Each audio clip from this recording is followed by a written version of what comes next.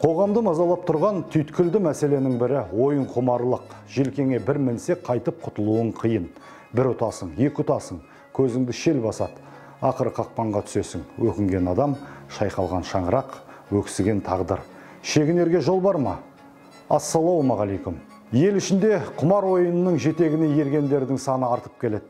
Ғаламторды ашып қалсаң, онлайн казинодан көз сүрінеді. Құмар ойын күн тәртібіндегі әлеуметтік мәселеге айналды. Қайтпек керек. Заң қауқарсыз ба, әлде адамның өзі әлсіз бе? Мамандар не дейді? Айтайық. Еш уақытта ақша еңбексіз келмейді. Осын түсіну керек. Еңбек етіп таппаған ақша ол келмейді. Бірінші. Екінші, құмар ойын ойнап, сол жерден ақша ұтып жатқандар ойлайды. Мен ақшаны ұтып жатырмын, мен алып жатырмын. Букмекерлік орталықтардың сіз ақша тіккен кезде солардың коэффициенттерін есептейтін арнайы бір ақпарат, сонда видеороликтер бар. Сол роликті қараңыз.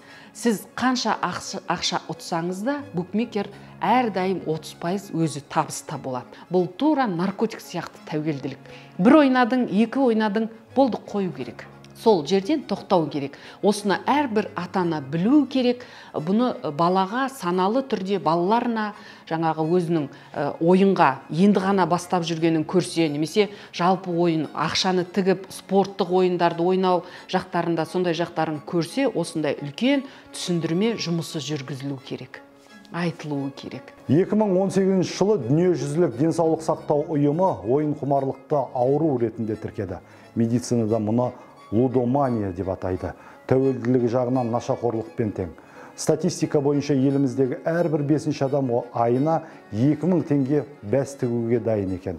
Бұл әр отбасында бір адам құмар ойынның қызығына батуға әзір деген сөз. Қазір қоғамда ойын орталықтарының мынадай түрлері бар. Ойын автоматтары, компьютерлік клубтар, букмекерлік кеңселер, тотализаторлар, офлайн және онлайн казино, викторина, лотереялық ұтыс. Қазақстан Республикасының ойын бизнесі туралы заңына сәйкес, қазіргі уақытта казинолар, басқа да ойын залдар тек қана Алматы облысындағы Қапшағай су қоймасының жағалауында, сонымен қатар Ақмола облысындағы Щучье елді мекенінде жергілікті атқару органдары бекітіп берген жерде ғана қоюға болады. Екіншіден, заңсыз ойын бизнесін ұйымдастырған үшін жазалаудың түрлері Қазақстан Республикасы қылмыстық кодекстің 307 бабында көрсетілген.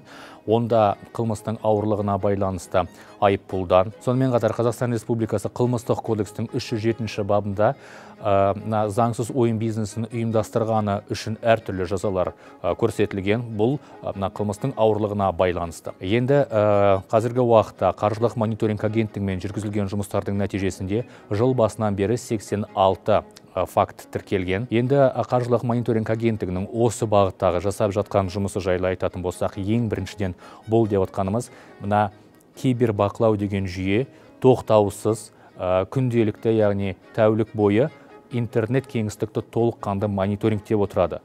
Ол не дегеніміз? Егер де қандайда бір сайтта немесе сілтемеде заңсыз ойын бизнесін ұйымдастыру туралы белгі бар болатын болса, ол бізге сигнал беріп, сол арқылы біз оны тексеріп, әрі қарай оны бұғаттауға жібереміз.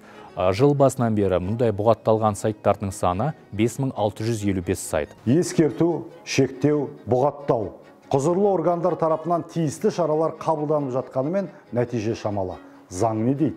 Қоғамдық орындарда ойын автоматтарын қоюға заңмен тыйым салынған. Ойын бизнес туралы заңда казино мен ойын автоматтары залдары Алматы облысында Қапшағай су қоймасының жағалауында және Ақмола облысының Щучье ауданында жергілікті атқарушы органдар айқындайтын аумақтар шегінде орналастырылуға жатады деп көрсетілген. Ойын мекемелері тотализаторлардың немесе букмекер кеңсесінің кассалары тұрғын үй қорына жатпайтын ғимараттарда ғана орналасуы керек. Осы заңның 6 бабына сәйкес республика аумағында интернет казинолардың қызметіне тыйым салынған. Десек те көп қабатты тұрғын үйлер астынан ойын орталықтарын ашып, заңды белшесінен басып жүргендерді көріп жүрміз. Онлайн казиноларды бұғаттаудан кейін де жаңа сайттар қаптап шығып жатыр.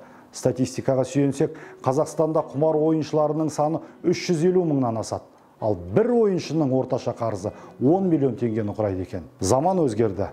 бабалар танымында болмаған асыл дініміз құп көрмеген құмар ойынға дәмеленгендер көбейді. Ауырдың үсті, жеңілдің астымен жүріп, байғысы келетін бойкүйез буын өсіп келеді. Қоғамды өзгерткіміз келсе, өзімізден бастайық.